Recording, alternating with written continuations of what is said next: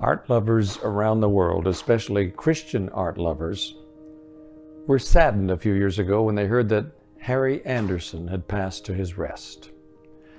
For most of his 90 years, Harry blessed millions of people with his paintings of Jesus.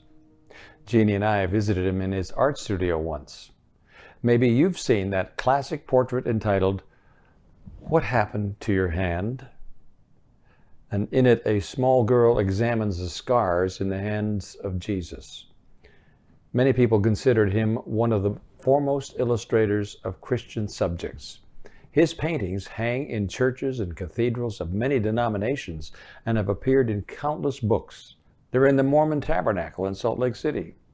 His influence even spread to the most remote corners of the world as missionaries with their Bible verse picture rolls walked on muddy paths and crossed swollen rivers to show people his four-color pictures of the man named Jesus.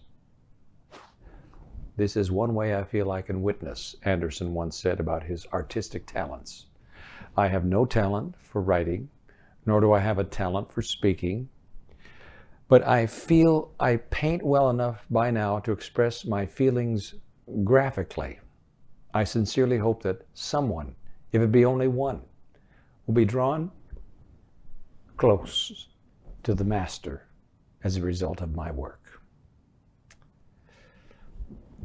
As we move now into chapter 4 of 1 Corinthians, one word that Paul uses makes me think of Harry Anderson. Writing to the new Christians in Corinth, the apostle says in chapter 4, verse 1, "Those of us who are sharing the good news with you are servants of Christ and stewards of the mysteries of God." Stewards, that's the clear word. Stewards of the mysteries of God. We are stewards of the story of salvation, servants and workers commissioned to carry a message. God has given his people a treasure, the jewel called the Christian gospel. And with whatever talents we have, whatever abilities or tools or resources, God put us on earth to convey that message. The New International Version talks here in 1 Corinthians 4:1 about those entrusted with the secret things of God. We get a pointed sense of duty, of a master handing over the keys to a trusted servant. "Take care of things while I'm gone," he says. "Do the job and do it right."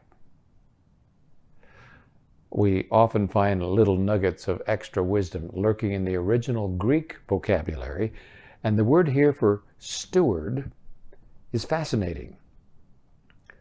Huperetes carries first of all the meaning of a servant, attendant, or minister in the sense of one who ministers. No surprise there, but the word originally described the rowers on a war galley ship.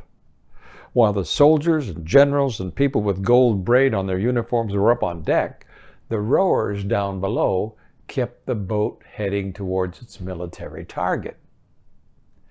In fact, one commentary suggests that huperetes means under rower, someone who rowed in the lowest parts of the ship. Not even the first string of rowers, but really way down in the bowels of the ship.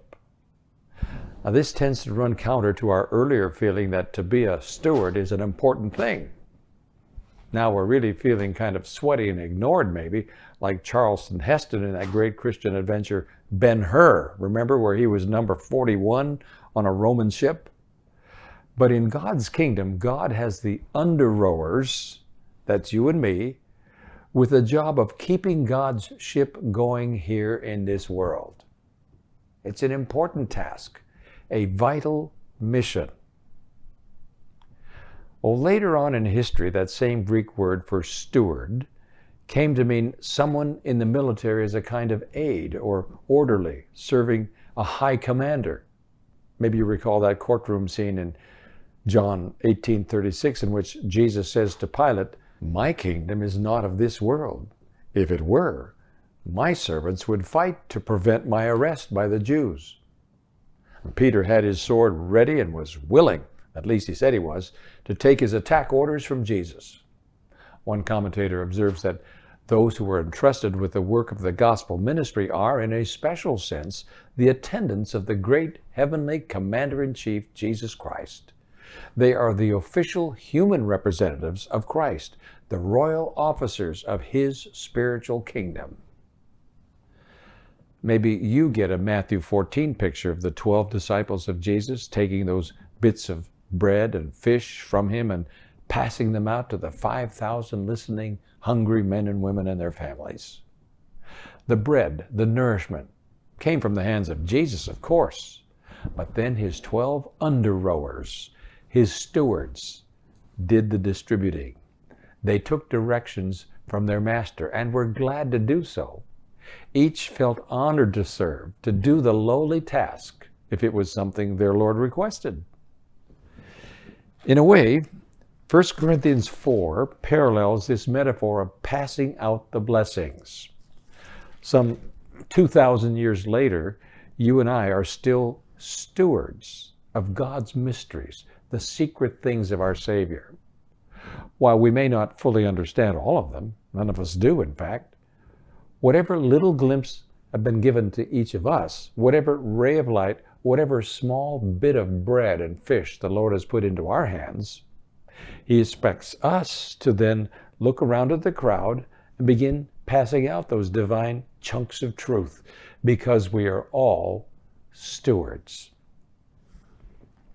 Over here in verse 7, Paul hits us with the question, what do you have that you did not receive? As we continue studying such topics as judging others and having spiritual pride, that's an important question. What do we have that's really ours? What gift do we possess that wasn't just that, a gift? What truth do we walk around holding in our heads that heaven didn't give us? Imagine Peter or James or John or Judas even, there by the lake holding a basket filled with bread and fish and thinking to himself, I'm so wonderful. I've got bread. I've got fish. Everyone needs me if they're going to get fed. It would be foolish to think that way when you've got the role of a steward. We pass out the blessings, the spiritual truth that God has given us. The bread and the fish fall miraculously from the hands of Jesus. He multiplies it, then you and I gratefully pick it up and pass it out to everyone we meet. That's our role. And that's how Paul saw himself through his entire epistle to the Christians in the boisterous city of Corinth. Regard me as a servant, he says plainly at the beginning of the chapter. He was in a culture that held street corner preachers, orators, and philosophers in high regard. But Paul emphatically said no. He was just a steward bringing the world's greatest message. Harry Anderson had that same kind of humility. Maybe my paintings will reach at least one person, he said. Actually, he touched millions. But he didn't take credit for that. And he never used his talent to get rich either. He must have often said to himself, as Paul does here in verse 7, what do I have that I did not receive? I got this painting gift from God. It's nothing wonderful in me. Back in about 1986, the television program It Is Written began to include a painting during the closing prayer segment each day. It was a picture of Jesus holding the world up in his hand.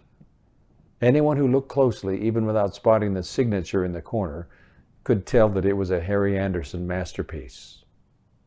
How much did It Is Written have to pay for the rights to that painting? How much in royalties or subsidiary revenue? Not a dime. Because Harry Anderson gave them that painting absolutely free. Use it in any way you want, he said. Show it on the air. Make copies and sell it. Illustrate your books with it. Use it as a special offer to help raise funds for global television outreach. Whatever you want, however you feel the Lord is leading. Anderson didn't receive one dime of payment for a painting that must have taken him months to complete. I think about that incredible gift and about the multiplied millions of people who have seen that picture. The painting has raised many hundreds and hundreds of thousands of dollars. Now, sleeping quietly in his grave, Harry Anderson waits for that moment when he'll see, at last, the face of Jesus that he loved to paint. Harry Anderson was a steward. He epitomized the concept of stewardship. God gave him a gift, and he used it to share the mysteries of the kingdom with people all around the world. The world Jesus holds in his nail-scarred hands.